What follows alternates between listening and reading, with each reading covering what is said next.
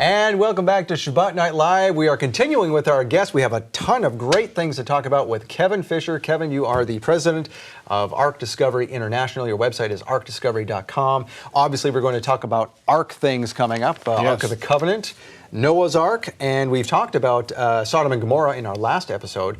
Today, we're going to be talking mainly about, in this section, the Red Sea crossing. Something that's close to Michael's heart. We've got a photo of it behind us. And you have a video you'd like to share with us. And you're going to tell us what's going on there. Yes. Before we start the video, we have a map here of the Sinai Peninsula. Okay. Where the children of Israel, they left Egypt proper, which will be over in the Cairo area, for instance, and they traveled east across the Sinai, and then they were told to turn south, which brought them down through the Wadi Watur, through the mountains, and then the Wadi Watur emptied out onto this large beach that we see on the east side of the Sinai Peninsula, and the western edge of the Gulf of Aqaba. And that is Nuweiba. That's Nuweiba, and that's where we're headed to. That's the Red Sea crossing site. So in our video here, we're going to go down to Nuweiba from two different directions. We'll first start out here in Cairo, and then from there, we'll head over to Nuweiba.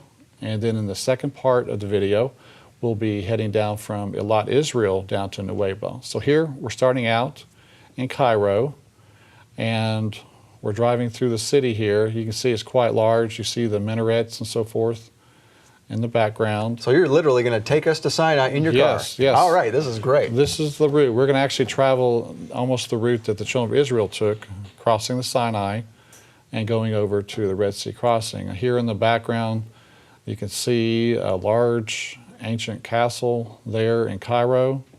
Of course, they have a lot of history compared to the United States. Yes, hundreds and hundreds of, if not thousands, obviously yes. thousands of years there. And so there's a mosque that we're driving by. Our taxi's taking us to our hotel at this point. But again, more of this large ancient castle there. And so the next morning from atop our hotel, we're looking down on the streets there in Cairo, and you can see the old world and the new world together. We see this donkey cart next to the traffic zooming by, and much like what you see in Jerusalem with the old and new city. Yes, yeah. Right. So the poor and then the rich, also. So from here, we're going to be taking a look across the city. From this vantage point, you can look across the city here, and atop these type of condos they have there, apartments, a lot of the locals would bring animals on top of the rooftop. Why did they do that? Such as chickens and goats. Okay. So on top of these apartments, you can look down and see goats and chickens, and you can hear them. Here you are in a city, and you can hear, chickens and goats. And here you can see a goat here on top of the building. Pasture on the rooftop. Yes, okay. And so they. From trash, a lot of these goats, they feed them trash. So from trash, they end up with milk and meat, if they slaughter the animal. Lovely. But yeah, exactly, milk. Right. And so from here, we're going to look south, and in the distance, as we zoom in, we can see the pyramids at Giza, the Great Pyramid, and so forth. Right here next to the city, it's quite amazing that you could see the pyramids right next to the city from a distance. That is quite a sight. Yeah. So a lot of history here going back. And so we're headed south. We can see the Bent Pyramid in the distance. We got our taxi taking us down to the Step Pyramid, and there it is. This is the pyramid that Joseph built, Wyatt thought. And the National Geographic, they mentioned some inscriptions along the Nile River, where it mentioned that Imhotep had saved his country from a 7-year famine. So does that sound kind of like Joseph? That is a little familiar, isn't it? Yes. So Imhotep built this pyramid. It's considered the first and oldest pyramid in Egypt. Wow. He built it for his king Zoser. But at this complex are some underground vertical silos which held grain. During the 7 years of plenty, they had to store the grain someplace. So a great place to store it would be underground, where it's cooler. The grain would last longer. And so at this complex here are a series of underground vertical silos Now they had to bring the grain up, and so there's one exit point for these silos. And this is the exit point where they would go down and get the first grain out. The first grain that went in came out first. First in, first out. And so they went down these steps and carried the grain up in bags of grain. So Joseph was able to save his country. So it's the from ancient best before date system. Yes, exactly. So this made Egypt very rich, the sale of the grain. So in our graphic again here, the map, we're going to go across the Sinai, and we're going to turn south and go through the mountains to the Red Sea crossing site. That's our destination. But Solomon's seaport was on the northern tip of the Gulf of Aqaba at Elat, according to 1 Kings 9:26, and it termed this body of water as Yam Suf, or the Red Sea. That is the body of water we're heading over to, the Gulf of Aqaba. And as we're heading east out of Cairo, we're taking our taxi, and we encounter the Suez Canal that we've all heard of. And along the way here, we have to go underneath the Suez Canal. There's a tunnel going underneath the Suez. It's over a mile in length. That's one way of going through the waters on dry ground, yes, I suppose. Yes. So our driver's taking us through the tunnel here, and we've got an abbreviated video segment of it as we enter. And it's a quite nice, but it is a small, 2-lane tunnel. But then we come out the other side after driving over a mile, and we have just left Africa, and we're now in Asia. And we're going to go across the Sinai Peninsula, similar to the route that the children of Israel took. And albeit not on asphalt. Yes, right. Along the way, we saw this truck in front of us that said, "I love Jesus." Of course, we're in a Muslim country, but we thought that was interesting. That's very gutsy in a Muslim country. Right. And so we went through some checkpoints on the way, going through. Were you ever questioned about your video along the way by those in the checkpoints? Well, usually our driver would tell us to put the cameras down. Probably a wise choice. Yeah, right. We don't want to be hauled off to jail. No. So along the way, you see all the flat terrain. This would enable them to travel more quickly across the Sinai. They want to get out of Dodge as fast as possible. And 3 million people in tow, if not more. Yes. So again, we're taking video of different segments along the way. Again, you see the flat terrain as we're heading further east. And again, this may be an area where we kind of headed south. And again, you see a really flat area where the children of Israel would have journeyed through here. They would have never suspected that they would be entangled in the desert, as the word says, encountering a Wadi Watir after seeing Yes, this. I'm sure a lot of the men that knew the area, when they turned south, they became concerned, where is Moses taking us? Right. But well, as Michael Rood points out in his video, Nueva, in the beach, you're pretty much cornered. You've got yes, wilderness to one direction and armies to the other. Yes, right. And so in this area, we're getting closer to the Wadi Watur that goes through the mountains. Again, the flat, nice terrain. And here's the beginning of the Wadi Watur. It's a wider area, but you see the mountains on the right and the left. And plenty of room through here. It's a nice, generous, wide area. You almost wonder if they thought, great, we're going to be hidden in here, and that's going to be a good thing. Yes. But was not the case. They found out later, they came to a stop. So here's the wadi we're going to travel through to get to the large beach there. And this is where it will exit later. This is from Google Earth. Can you imagine getting millions of people through there? That would have been a feat in itself. It became tight at some point, but in the distance we see the mountain we'll head to later in our next segment, Mount Sinai over in Saudi Arabia. But you can see the orientation of the crossing site to the Mount Sinai in this graphic here. So here we are, we're going through the Wadi Watur. We see the mountains. This is a nice wide area that we stopped. And it's still fairly passable here. Yes. Does not look like a threat at all. Right. But as it gets narrow, we can see here it's much narrower. and things were a bit congested. And there is nothing there. I mean, no wonder they were concerned. There's no food, there's no water, Yes. just a bunch of rock.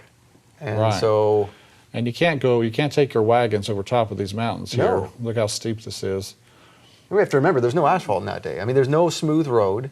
They're feeling every bump. They're Yes. likely twisting ankles trying to get away Yeah, so fast. Exactly. And so, winding our way through this narrow area, it gets more and more narrow. Here we make a turn through a narrow spot. And I think we may pan up at some point, and you can see how steep these large mountains are. So it says in Exodus 14, they're entangled in the land, the wilderness hath shut them in. So Exodus is telling us they're going through the Wadi Watur, they feel all shut in, they're entangled. They're winding their way through these narrow mountains. And Yeah, for those who argue a different crossing point, that verse would not make sense. Right. Where are they going to be Right. literally entangled? yes, and you can see how steep it is. Very steep there. We shot up there. And again, very narrow. You're not going to go over top of these mountains. But Josephus said, for there was on each side a ridge of mountains that terminated at the sea, which were impassable by reason of their roughness and obstructed their flight. So again, he is agreeing with what the Bible is saying about the mountains. And even with more detail that would further that is prove. terminating at the sea. And here we're getting closer to the exit point, closer to the beach where they'll come to a stop. In the distance are the end of the mountains. And this is the end of the Wadi Watur. You can see here where it's washed out recently. Now, had you wondered as you were approaching this, where did that fire come down and separate the Egyptians from the We will Israelites? see evidence of it. Really? Yes, we Okay. will show that to you. So here we're getting closer to the exit point of the wadi. In the distance is the beach, and past that we can see in the distance now the water of the Gulf of Aqaba. Now, there's something on that beach modern, is there not? There's some buildings there. There is, and we'll see that, yes. So there's the wadi we traveled through. We're now at the beach at Nuweiba. And now we're going to show you the second way to get to the beach, and this would be from Israel. Here's Eilat. It's Saturday evening. The day is ending, and the next morning we're going to head out through the Israeli exit point and then go over into the Egyptian border station here. And so the Taba Gateway, and we had our driver waiting for us, ready to take us. We're heading south about 50 miles, heading down to Nuweiba. And This is the Israeli way. this is from Israel, yes. Okay. You can get to it from Israel. And on the left, we can see the waters of the Gulf of Aqaba. So I'm here in the back seat. We see the water Oh, there it is there, yeah. on the left, the Gulf of Aqaba. That is the Yam Suf, or Red Sea, spoken of in the Bible. There is the Pharaoh's Island, built in the 11th century by the Crusaders. I guess they were controlling movement through the area. It's a very interesting castle. And here in Egypt, things are poorer compared to Israel, but a lot of vacant buildings, a lot of unemployed. But we're continuing to head south. Now, when was this video shot? This was November of 2016. Okay, so this is after all the unrest and the Arab Spring Yes, and all the rest of it. yes. And then there's Nuweiba, jutting out into the water, 5 miles long, 3 miles across.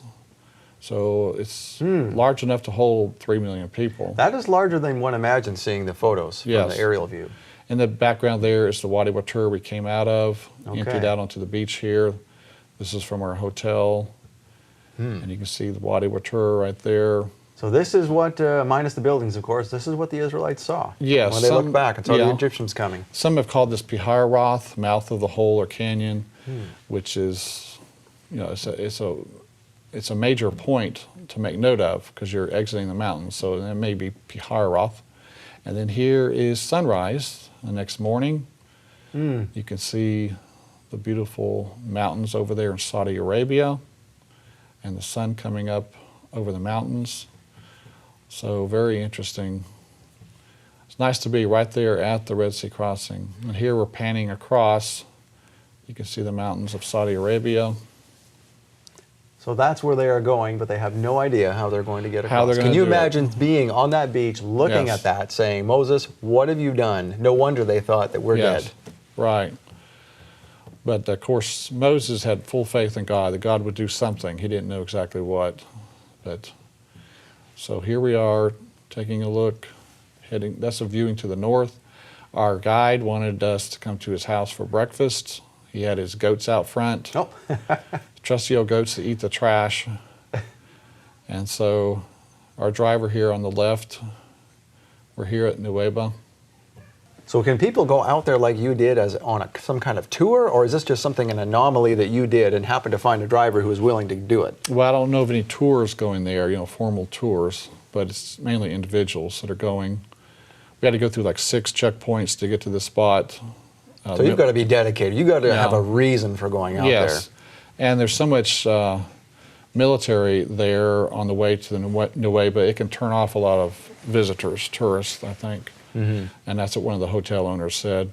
So here, our guide was giving us some tea, and then we headed out from here.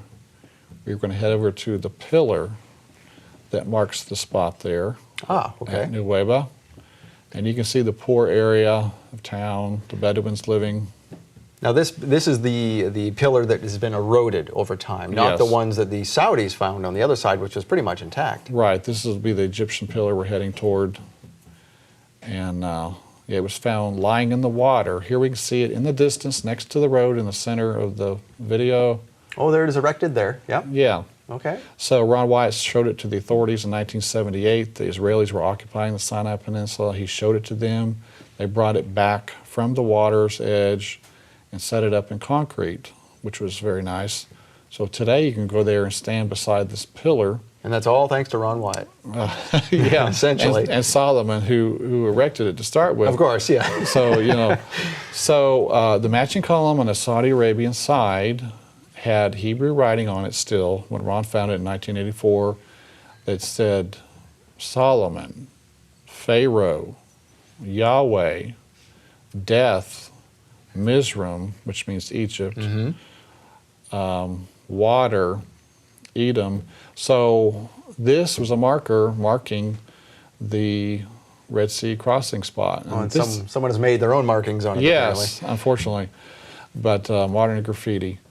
But Solomon's seaport, Elath, was 50 miles to the north there at modern-day Eilat. And so Solomon, this was his area. This was his neighborhood. And so 400 years after the fact, he had these columns erected to mark the spot of the Red Sea crossing. He knew full well where this event took place. So that must have been passed down from family to family. Yeah, sure. Yep. So it's a 16-foot red granite Phoenician-style column. Beautiful. And there's obviously no writing on there. That's all been washed off now. The back side of it has been eroded away. It doesn't look this nice, and that's where probably some writing was. But that's a solid piece of granite. That's not like the Yes. Sodom and Gomorrah limestone that we saw. This is Right. It's This is very solid red granite. It's very beautiful. So from here, we can get a look at where this is in relation to the water. It's set back. The water's a couple hundred yards away. and this is the beach here essentially. Yeah, this is the crossing area right here where the water actually opened up. Wow. Yes, it's amazing to stand here. Now, is there a definite place on the other side that we can match up as to where Yes. from the beach? The column that was cut down in Saudi Arabia, the base of it is still there. Oh, okay. So if you line these up, it's 13 miles across the water. Yes. So we're traveling through the local Bedouin village here. But up to the north, before we head down to the crossing site, up to the north is Migdal, or fortress, that is at the narrowest point where the water and mountains come together, is this fortress. I imagine it was designed to limit the travelers going up and down through the beach there, heading north or south. And so this was some type of Egyptian fortress designed to control movement through the area. And inside the fort here, they had a nice well dug that would serve the soldiers here in the nice fort. And so some of the locals were following us in here, and they were showing us this well that the soldiers would have used. And some kids sitting precariously on the edge. Yeah, I'm afraid they might fall in there. And so we can look down and we can see a little bit of the water. And so that would have served them. So this was probably Migdal. And now we're getting ready to head back south to the actual crossing site. And here you can see the beach where the waters opened up. We're standing at the exact spot. Wow. Yes, and the mountains of Saudi Arabia in the distance. Did your knees get weak sitting there? Was it an awesome thing to It was behold? quite incredible, yes, to be there. And so in the foreground, right in front of us here, is a melted beach where the sand and the stones were literally melted together like concrete. Really? This is not loose sand. This is a melted beach which the pillar of fire created when it stood here. So Separating the Egyptian army from Yeah. the fleeing Israelites. yeah. So again, this is more evidence, that confirms the location My here. goodness. Now, how did you find out about that? I had heard about it, and then I saw it myself. So here it is. You see, this rock is just infused in with the sand and the little rocks there, and this is all hardened. This is like concrete. That is amazing. Jason here is stepping on it. It's very solid. This is a different area. How did the locals explain this? I asked the hotel owner was here with us that we know, and he says, I've never seen this before. He said his hotel's in a different area, but he was amazed at what he saw.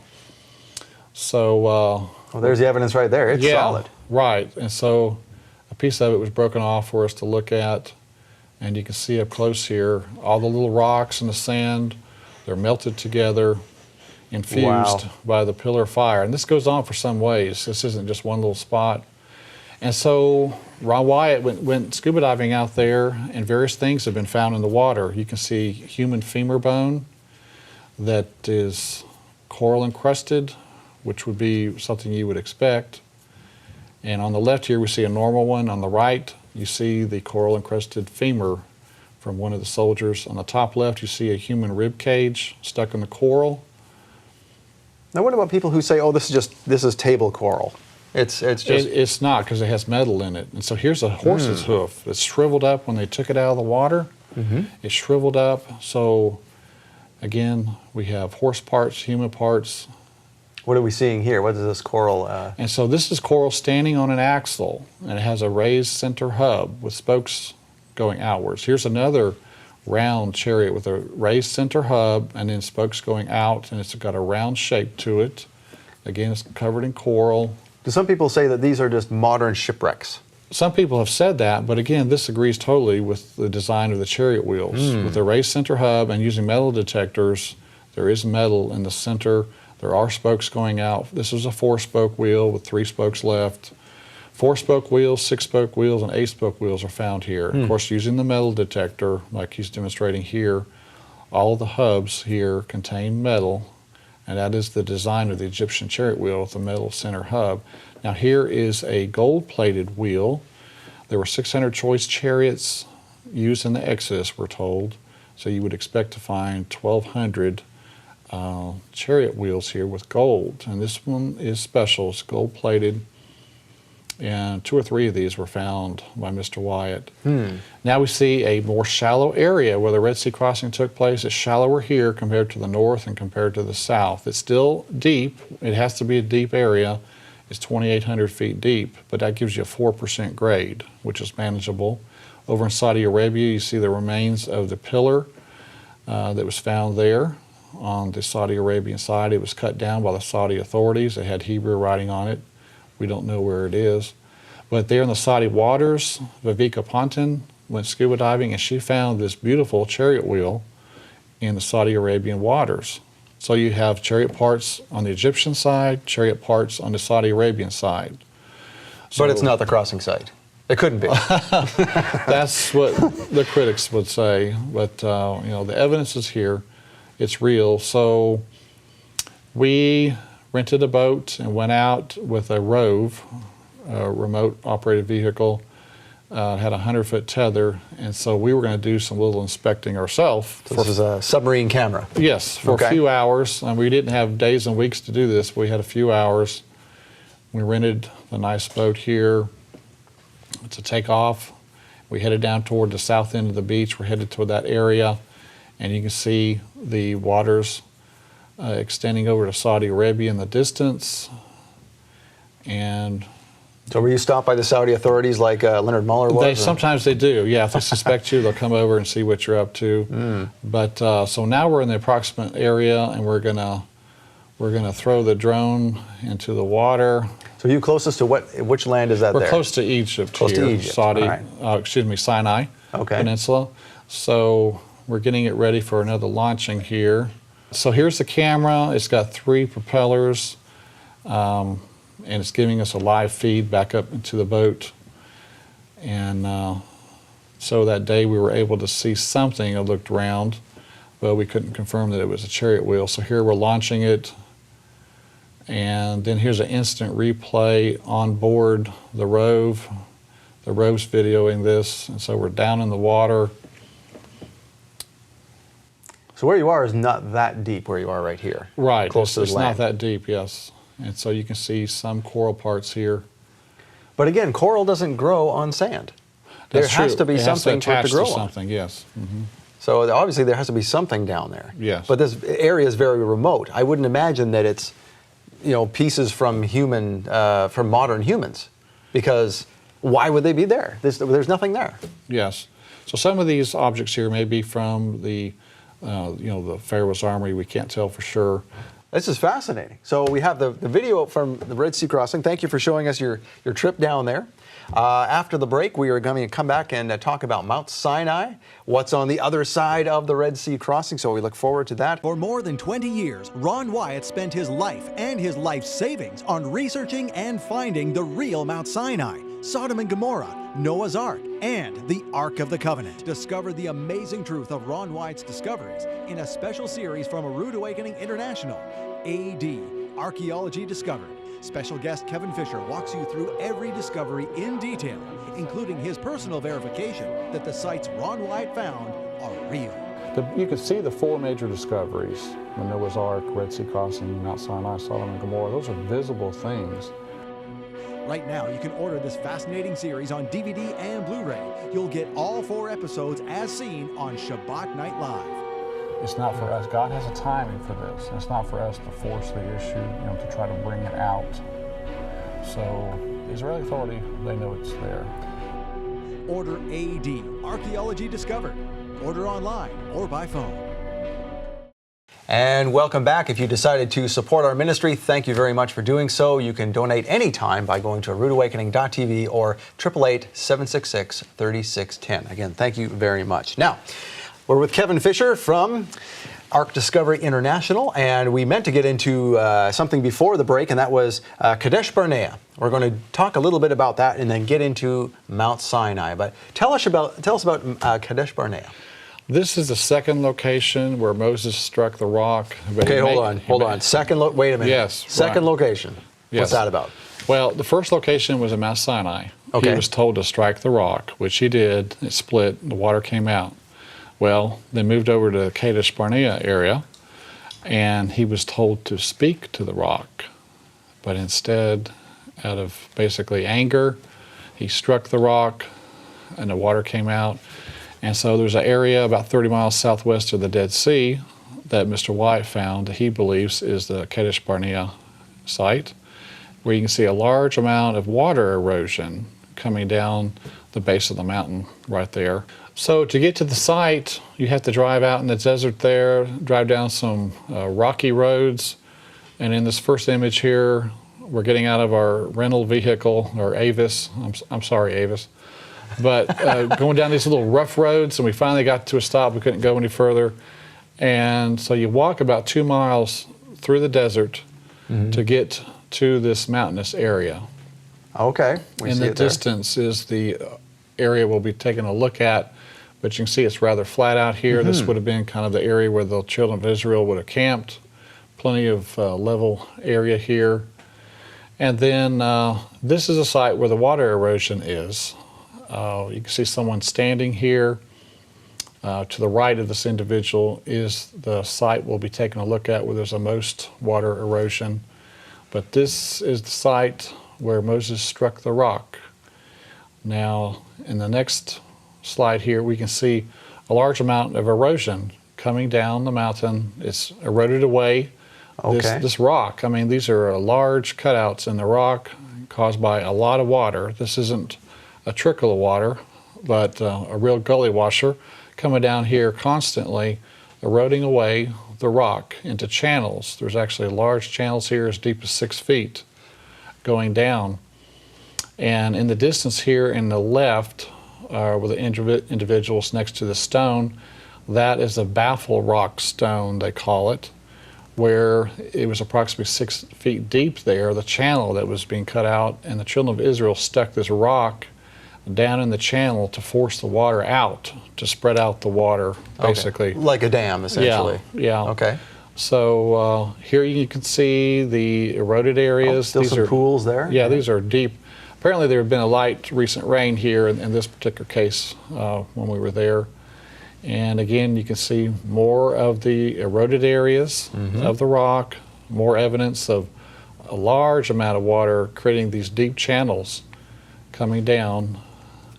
And here we're looking down the side of the rock here, more of the deep channels. So is this recognized by anyone as being this site?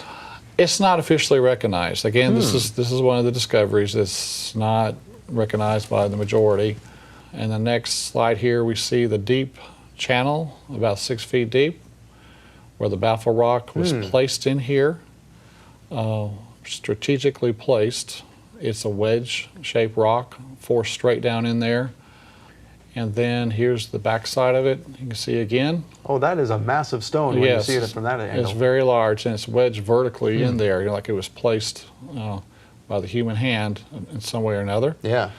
So, and just above this, we'll take a look to the right of this, but again, you can see the baffle rock, and then where the water would have run downhill out into the encampment to give refreshing water to the children of Israel. Now, have there been any artifacts found out there, like some pottery and things? Well, Ron Wyatt did find some pottery, grinding millstone out there. So artifacts have been found in the encampment area. So regardless of what you want to believe, people did live there at some point. Yes, there's evidence, yes.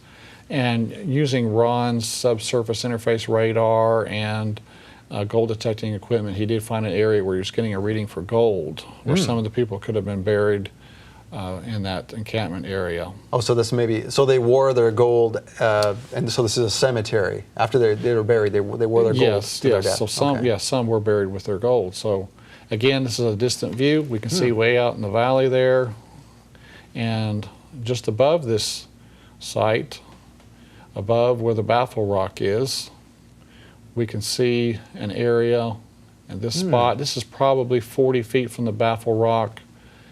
And this area here, this appears to have been the area of the source of the water that was coming out. And here you can see the exact hole. It appears that water was shooting out of this hole and running downhill. And you can see the water here, the rocks here have been worn smooth.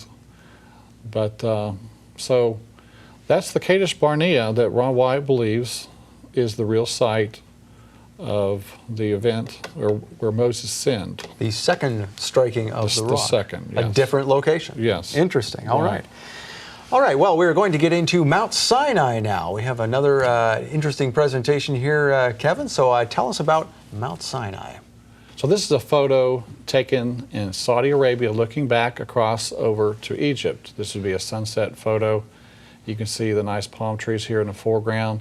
But some people are probably asking, why are you over in Saudi Arabia? The reason we're in Saudi Arabia, as we can see on the map here, is because the Red Sea crossing that we saw earlier is found at the Nuweiba Beach in the Sinai Peninsula, and it's in the Gulf of Aqaba. And Midian is where Mount Sinai should be.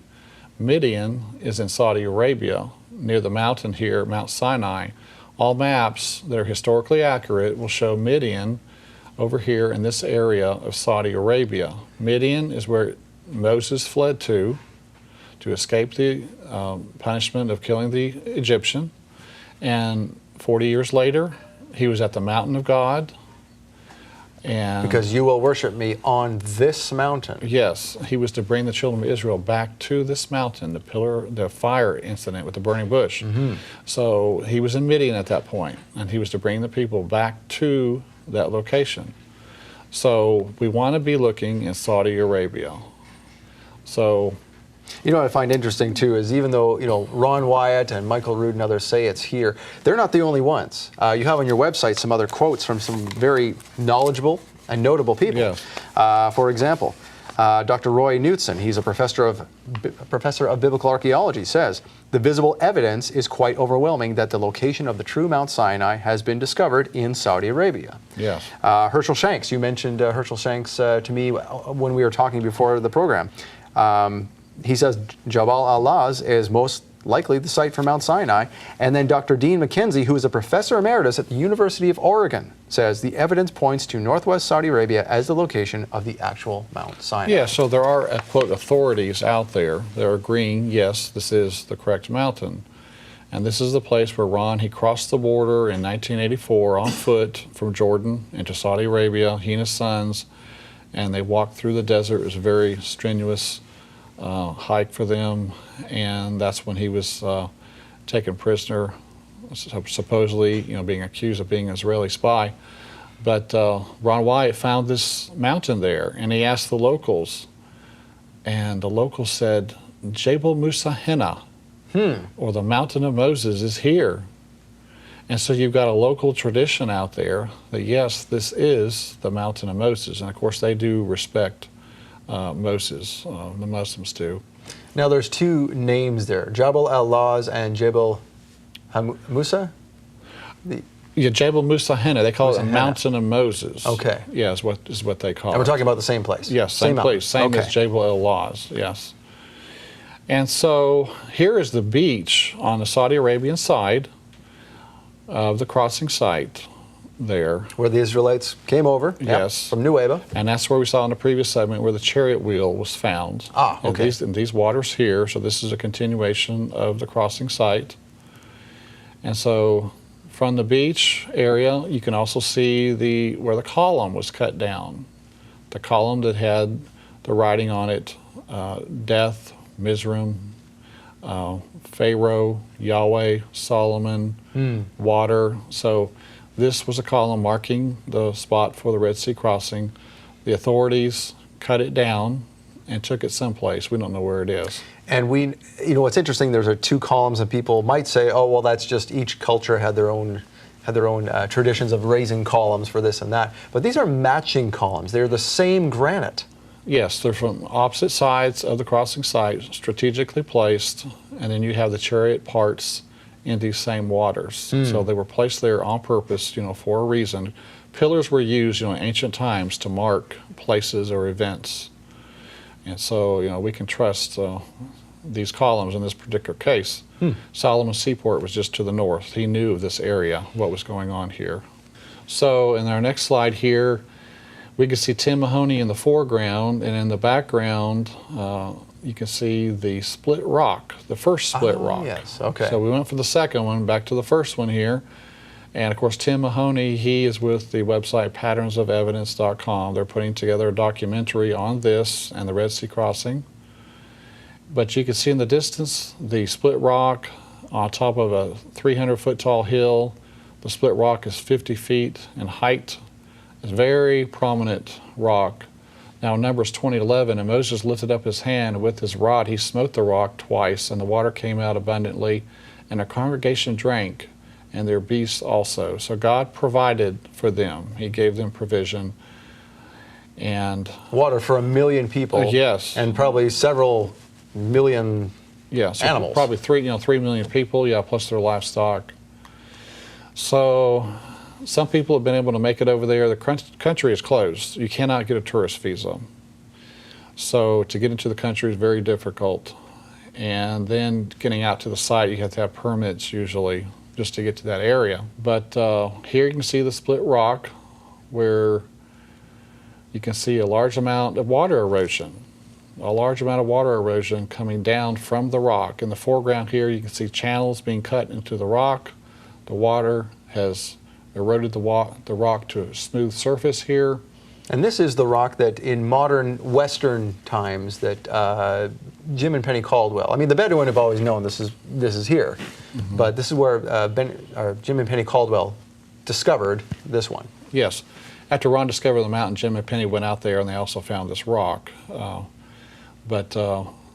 So very, very large rock. The split in the rock is so large you can actually walk through it. You know, and a large amount of water erosion inside the rock itself. Here you can see how it stands out prominently above the peak there. And so here you can see the split in the rock where a person could walk through it. When God split it, it sure split, and then the water erosion coming up out of there, spewing up, it created more space probably in the rock, eroding it away. And you can see water erosion coming down from the rock. Yeah, and even if you saw this and you were a skeptic and said, well, that rock has always been split, it's just it's a natural outcropping, and that erosion is wind erosion, well, you're not going to have wind erosion flowing down in a pattern similar to what water would create. Yes, this is definitely water erosion coming down. Again, this is a desert area, very little rainfall at all out here, and yet all this water erosion you can see on the rocks coming down from this giant split rock. So God did provide water for them lovingly, even though they were impatient and rebellious, kind of like us, I guess. Aren't we all? Yes. Yeah. So in our next slide, you can see Ross Patterson. He's standing next to the split there in the rock. Now, those who are not familiar with Ross Patterson, who is he in relation to all of this? He's a friend of mine in New Zealand who also promotes Ron Wyatt's work. Oh, very good. Presentations, and he was able to make it out there. And so our next slide, we can see the altar Jehovah Nissi in the foreground. And in the background, we can see the split rock once again standing up. Very prominent rock in the background. And so this is an altar of some kind this mentioned here. in the Bible, yes, this altar. So again, this is matching the biblical account once again. And there's also some circular rock formations. I don't know if they held the bottoms of the tents down or something, but you see some round rock formations where the children of Israel were encamped in this area. That's similar to what we find in North America with the Cherokee Indians and such across the country, that in certain areas where they would camp, there's these circles where their tents were. Okay, yeah. At different times of the year, yeah. Sure, yeah. So over on the other side of the mountain is the front of Mount Sinai, and you can see in the distance the blackened peak of the mountain. Once again, the Bible says that the mountain was a smoke. It was on fire. And so the mountaintop here is blackened. When you walk up to the top of the mountain, several people have, you turn the stone over, the top of it's black, the bottom of it is brown. Really? So there's evidence that it was burned on top, and the natural color is on the bottom, and it's brown. Now that answers a question I was going to ask, and you've already answered it, because I have heard a secondary theory that this is just a different type of rock. It's a black rock that happens to have this line right at a certain point near the peak. Yeah, but that's not the case. Yeah, this is a burned mountaintop, because underneath it, it is brown material. So it's actually a day hike to make it to the top of the mountain and to make it back down, strenuous walk. But people have been up there and they've seen the blackened, burned. And that is the tallest mountain in the area. It is. The upper 2/3 of Saudi Arabia is the tallest of mountains. And that's another clue that ancient historians have said, that it was the tallest of mountains in Midian. And that's what it is. Here it is from Josephus. We were just looking at that now. Josephus said that Mount Sinai was the highest of mountains in the city of Midian, which is just outside of Al-Bad. Yes, Al-Bad is 15 miles to the south. Okay. And Al-Bad is where Jethro is from. On some maps, you'll see the name Jethro next to Al-Bad. And the caves of Moses are there also at Albad. And also Philo said that Mount Sinai was located east of the Sinai Peninsula and south of Palestine, which puts it again in this vicinity. Again, we're in the correct location. So you have all these ancient historians identifying the site, and you have the Bible saying Mount Sinai in Arabia, Galatians 4. So it's pretty incredible. It's been lost for so many millennia, and yet here it is coming out near the end of time for a demonstration of truth for mankind. So Exodus 19, and Mount Sinai was altogether on a smoke, because the Lord descended upon it in fire, and the smoke thereof ascended as the smoke of a furnace, and the whole mount quaked greatly. My friend Aaron Sin was out there around 2003 with Tim Mahoney, and again you can see the blackened peak in the background, and at the base of the mountain, we'll see a little bit later, is the remains of an altar, once again fitting the biblical account. You can see a guardhouse on the right edge of this photo. They put a fence around the front of the mountain and a guardhouse and a sign telling people to stay away. This is an archaeological area. So the Saudi authorities are recognizing this as an archaeological site. Well, having put that much effort into it, they know. Yes. They know darn well what this is. Sure. And then another photo here from a distance further back from the mountain. You can see, again, the encampment area, and the left side of the photo in the distance, that's an area where Elijah's cave is. And here in the very center of the photo is Elijah's cave. It's in a shadow, but it's in the, kind of the very center of the photo here. Oh, yeah. Yeah, you can see it there. Yeah. And he, Elijah, arose, he did eat and drink, and went in the strength of that meat 40 days and 40 nights unto Horeb, the mount of God, and he came thither unto a cave and lodged there. 1 Kings 19. Now, how many people would catch on to that this is the same? Because we hear of Elijah's cave, but normally you wouldn't tie the two together. You wouldn't stop at Mount Horeb. Oh, yes, that's right. This is the same place. You know, it's funny that it's just all in the same area. Everything matches here, you know, the biblical account. And this is taken from inside the cave, and we're looking out into the valley below. This is quite a photograph here. Wow. Now, there in the photo you can see that's the Saudi government's buildings, is it not? Well, actually those are Bedouin buildings out in the okay. far distance. But just in front of that, toward the mountain a little bit, is the fencing they put up, the Saudi authorities, to keep people out. And there's all kinds of things down there. There's even a modified corral of types. There is, remains of an altar, remains of pillars at the base of the mountain. Here's another photo of the cave. It's not real deep, but nevertheless it is something to provide shelter from the rain and so forth. Now, Google Earth, you can look about 20 miles southwest of here, and you can see Elim. Elim was where there were 12 wells and 70 palm trees, we're told. And if you go there today, there's still 12 wells at this site. So this is no doubt Elim. Yes. So this is, again, confirmation we're in the right area. And it's on the right trail. It's on the way, is it not? Yes, it is. Right.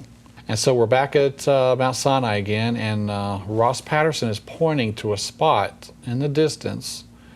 This is where the golden calf incident took place. We're going to see that shortly. But this will give you an idea of how Moses is coming down the mountain, and he could have seen the dancing and the apostasy taking place. And of course, his anger became hot, righteous indignation against the apostasy of the people. In Exodus 32, and it came to pass as soon as he came nigh unto the camp, that he saw the calf and the dancing, and Moses' anger waxed hot, and he cast the tables out of his hands and brake them beneath the mount. So that's what he saw. And here we can see, this is an aerial view of the large rocks where the golden calf was placed on top of this.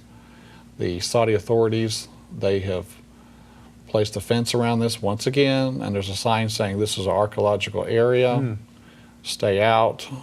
And the clue is that there are paintings on the side that are not indicative of that area, are they? That's right. You've been there, I guess. I've seen photographs. Okay.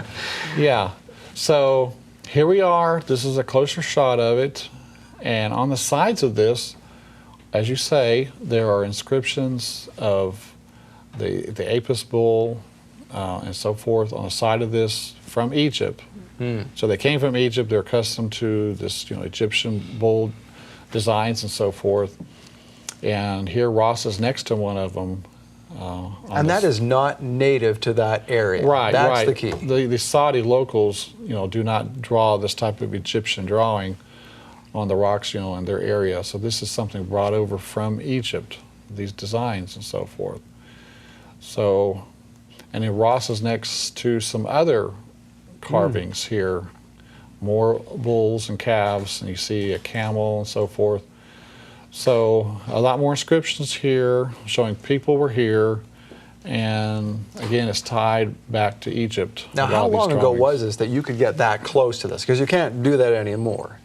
Right, you can't get a tourist visa. You have to get some sort of special permission from the government. You can't just send in an application for a tourist visa. You have to get a special permit, and that's extremely difficult. And you would have to hop the fence now too to get this kind of photograph. Yes, to get inside some of these areas, you can go around the fence. Some of them have, but of course they're not damaging anything.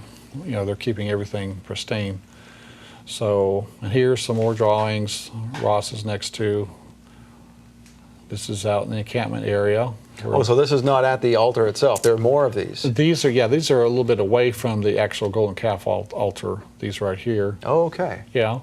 And then this is Dr. Kim, who was out there, went out there 12 times. He worked for the Saudi prince, and he found numerous drawings out here also.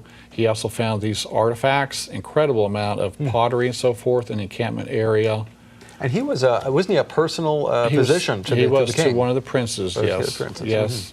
And then he found, if you can see here, the arrows pointing to a menorah. He found a inscription of a menorah where it was actually made there at Mount Sinai, the golden candlestick.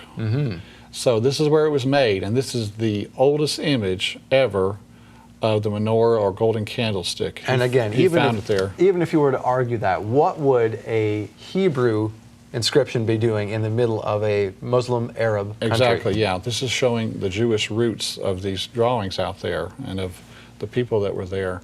And then Ron Wyatt found this millstone in the encampment area. Once again, evidence of the people occupying, and this would have been used with manna, grinding up the manna.